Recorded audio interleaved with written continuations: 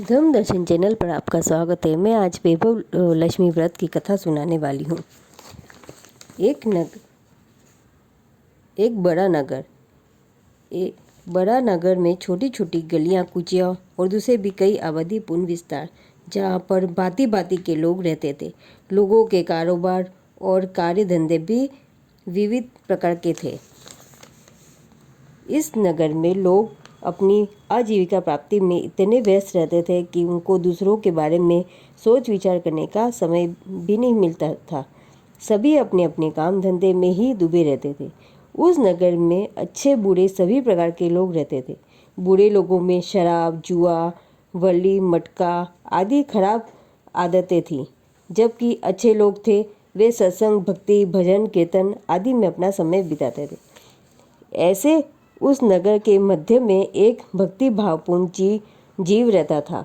सचमुच ही ईश्वर का ही अंश समझे, यह और कोई नहीं परंतु सुमित्रा बहन के नाम की एक स्त्री थी। सुमित्रा बहन अत्यंत भक्ति भाव वाली, सदाचारी और दयालु थी। उसके पति का नाम सुनील कुमार था। सुमित्रा बहन को घर संसार अच्छी तरह चलता था। सभी प्रकार की सुख सुविधाएं थी। उसका अपना अच्छा मकान, वाहन के रूप में अच्छी मोटर कार थी। खूब आनंद से रहती थी। परंतु ईश्वरी लीला अगम्य है। जब लोगों को सुख प्राप्ति होती है तब लालच भी बढ़ता है। इस तरह सुनील कुमार को अधिक धन जुटाने की लालसा हुई। वह मटका, जुए और रेस के धंधे में फंसा। सुनील कुमार को कभी कभार धोखा लाभ भी होता था, पर वह गवाता अधिक था। एक बार उसने पत्नी के भी आभूषण बेचकर जो धन मिला उसे रेस में लगा दिया, परंतु भाग्य विपरीत था। वह इस रेस में सब कुछ हार गया। उसके बाद भी जो कुछ बचा था उसे भी रेस में लगाया और अति दरिद्र हो गया। अपनी पराजय के नाम को भूलने के लिए उसने शराब की भी शरण ली। यह शराब पीकर आता और सुमित्रा बहन को मारपीट करने लगा। बेचारी सुमित्रा बहन के ऊपर दुख का पहाड़ टूट पड़ा। वह बेचारी अपनी व्यथा भी किसी से कह नहीं सकी। अपना दुखड़ा किसके पास रोए। उसके घर में लक्ष्मी देवी की एक तस्वीर थी। वह उसके सामने बैठकर पूजा करे और अपनी मन की बातें बताए। वह अपना दुखड़ा माँ के सामने रोती थी। वह कहती थी, माँ, इस संकट से मुक्त होने का कोई उपाय माँ शीघ्र बताइए। एक रात को सुमित्रा बहन जब सोई थी, जब निधर्भ उसने एक सपना देखा। सपने में साक्षात लक्ष्मी देवी सभी वैभवों के साथ सचमुच ही वैभव लक्ष्मी के रूप में अपने घर में आती हुई दिखाई दी।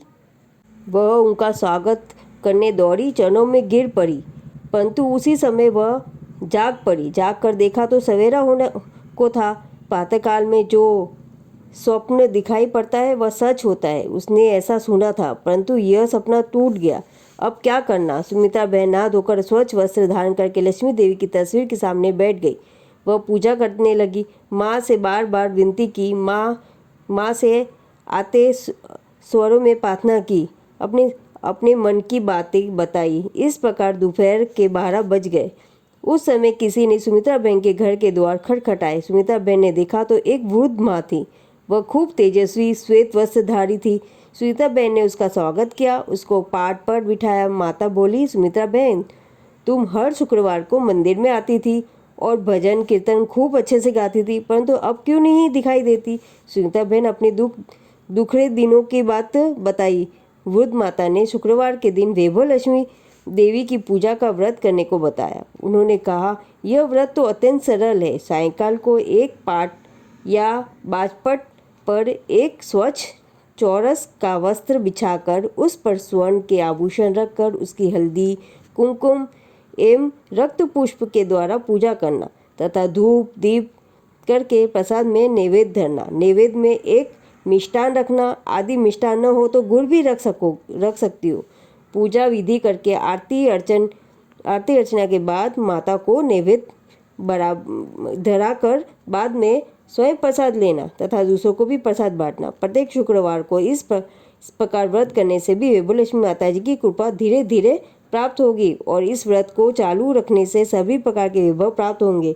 उसके पश्चात व्रत का उद्यापन करना, 5 या 9 सौभाग्यवती स्त्रियों को भोजन कराना तथा उनको कुमकुम का तिलक करके ऊपर अक्षत लगाकर पूजा करना तथा श्री वैभव लक्ष्मी देवी की व्रत का महात्म्य समझना या तो यह पुस्तक उपहार में देना। सुमित्रा बहन हर बात को सुनते ही इस बात को सुनते इतनी मन थी कि वह वृद्ध माँ की कब चली गई इस बात का भी ध्यान न रहा।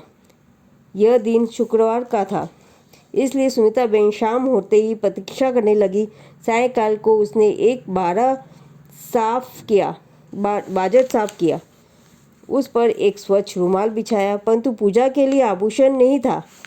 सभी आभूषण तो पति ने बेच डाले। नाक में एक चुन्नी थी और कानों की बुट्टी वे स्वर्ण की थी। सुमित्रा बहन ने उसको निकालकर बाजट के रुमाल पर रख दिया। पूजा की, हल्दी कुमकुम से तिलक किया तथा लाल पुष्प द्वारा अर्चना की। नैवेद्य के लिए घर में कोई दूसरी वस्तु नहीं थी, इसलिए गुड़ का प्रसाद रखा। खूब भक्ति भाव से पूजा की, धूप दीप करके आरती की, थाल तथा भजन कीर्तन गाए और नैवेद्य का प्रसाद भी मान के सामने रखकर थाल रखकर स्वयं लिया। उसके बाद चुनी और बूटियों को पहन लिया।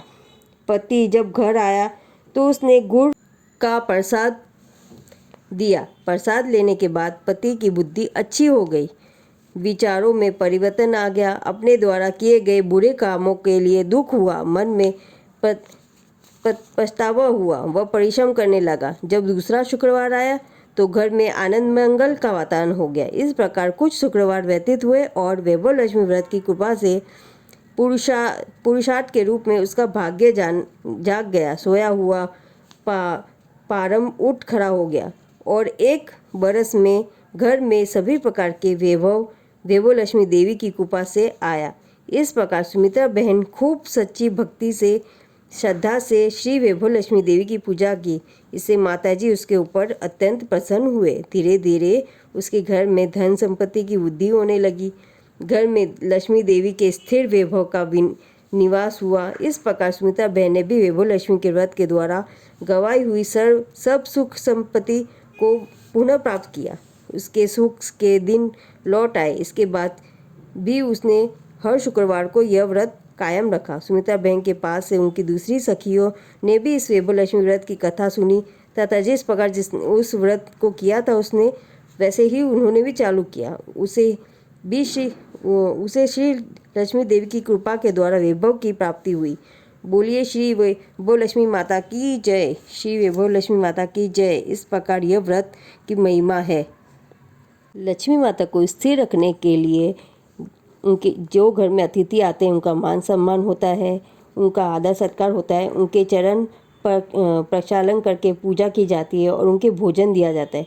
जहाँ पितरों, बड़ों और देवों की पूजा विधि होती है, जहाँ सत्य का पालन होता है, जहाँ गायों का पालन तथा गायों की रक्षा होती है, जहाँ दान करने के लिए धान्य का संचार होता है, जिस घर में कदापि लड़ाई विवाद नहीं होता, ऐसे स्थान में माँ लक्ष्मी स्थापित होती है। वहाँ पर विष्णु भाग्यवान में लक्ष्मी देवी सदा सर्वदा रहती है, वहाँ से हटती नहीं है। उस घर में मेरा